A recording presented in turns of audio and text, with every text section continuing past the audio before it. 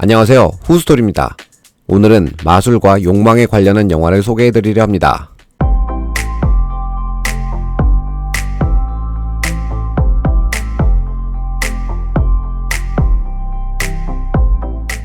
바로 영화 프레스티지인데요. 이 영화는 마술 제작자 카터와 그를 보조하며 마술을 배우는 엔지어와 보든이라는 인물들 사이에서 변해가는 관계와 서로를 향한 질투, 미움, 그리고 경쟁으로 엎치락뒤치락하는 이야기를 보여주고 있습니다. 시대적 배경은 1900년대이며 영화 개봉도 2006년이라 크리스천 베일이나 휴잭맨, 스칼렛 요한슨의 더 젊은 모습을 볼 수 있죠. 초반 엔지어와 보든은 선의의 경쟁을 하고 있었으나 서로 원수가 되는 사건이 벌어지게 되는데요. 카터의 수중 마술을 하던 중 관객인 척하며 참여한 엔지어의 아내 줄리아. 손발을 묶고 물속에 들어갔다가 미리 짜놓은 룰에 따라 매듭을 풀고 나왔어야 하나 실험 정신이 강한 건지 사이코끼가 있는 건지 보든은 기존과 다르게 묻고 결국 엔지어의 아내는 죽고 맙니다. 장례식장에 온 보든은 어떤 매듭이었냐고 묻는 엔지어에게 모르겠다고 답을 해버리죠. 네? 그 이후 각자 마술사로 살아가던 중 총알받기 마술로 생계를 이어가는 보든에게도 시련이 찾아오는데 트릭을 이용한 마술로 관객 중 한 명을 올라오라고 하지만 진짜 총알이 발사가 되고 보든은 두 손가락을 잃게 됩니다. 이 관객의 정체는 엔지어였죠. 아내에 대한 복수라고 해야 될까요? 여하튼 그 후 보든은 순간이동 마술을 개발하여 승승장구하고 엔지어는 별 볼 일이 없어지게 됩니다. 하지만 엔지어는 자신이 더 멋진 순간이동 마술을 만들겠다고 다짐하죠. 이때부터 그에 대한 집착이 시작된 것 같네요.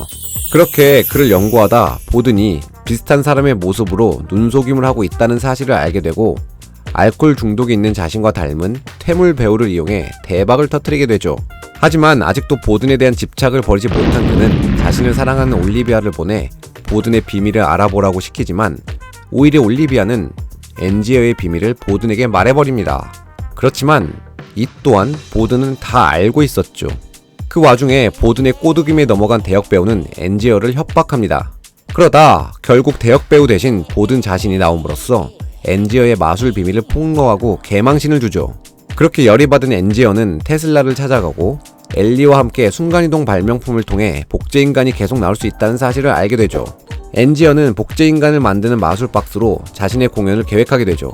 그러던 중 보든과 올리비아가 사랑에 빠지게 되고 그에 대한 믿음이 없어져 가던 아내 사라는 보든에게 자신을 사랑하냐고 묻는데 오늘은 아니다 라는 이상한 말을 하고 그 말에 깊은 상처를 받은 사라는 자살을 하게 됩니다. 오늘은 아니다. 말이 이상하죠? 여기에 반전이 있었습니다. 먼저 보든은 그의 매니저 펠런과 쌍둥이였던 거죠. 그러니까 보든은 올리비아를 사랑했고 쌍둥이인 펠런은 사라를 사랑했던 거였습니다. 그러니까 사라가 물어봤던 인물은 펠런이었던 거고요. 보든과 펠런은 마술을 위해 자기 아내까지 속이고 두 명이 한 명의 삶을 살았던 겁니다.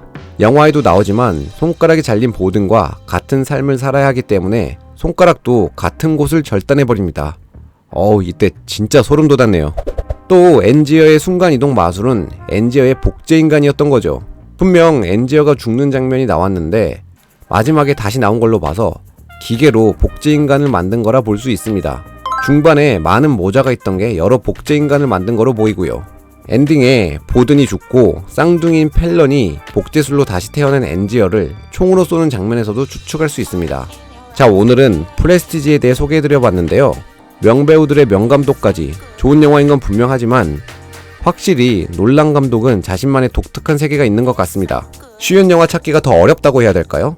자, 오늘 준비한 영상은 여기까지고요. 저는 지금까지 후스토리였습니다. 감사합니다.